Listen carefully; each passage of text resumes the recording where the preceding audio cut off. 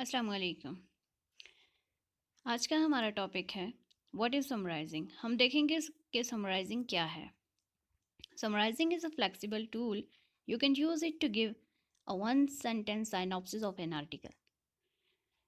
Summarising ایک ایسا process ہے جس میں آپ ایک پورے آرٹیکل کو جسٹ ایک سینٹینس میں بھی ایکسپلین کر سکتے ہیں، اور آپ پرووائڈ مچ مور ڈیٹیل یا پھر اس سے زیادہ کی ڈیٹیل بھی آپ پرووائڈ کر سکتے ہیں depending on your writing needs.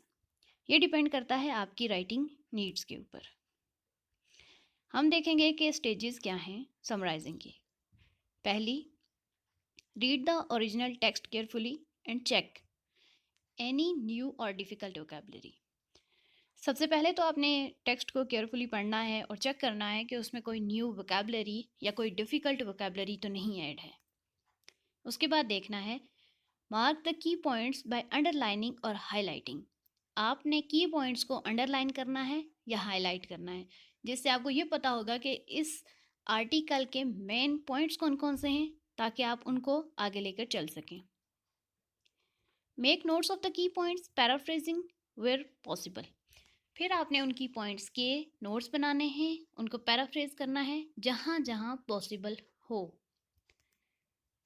Right the summary of your notes. اس کے بعد آپ نے جو نوٹس یا جو کی پوائنٹس آپ نے لکھے تھے یا جو پیرافریزنگ آپ نے کی تھی، اس کی آپ نے سمری لکھنی ہے، اس کو ری آرگنائز کرنا ہے، اس کے اسٹرکچر کو ری آرگنائز کرنا ہے اگر ضرورت ہے۔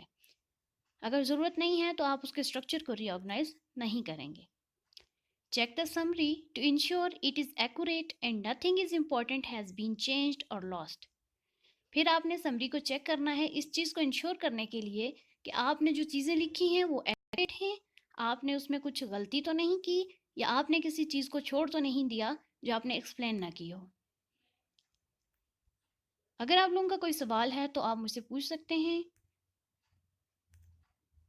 Thank you for watching.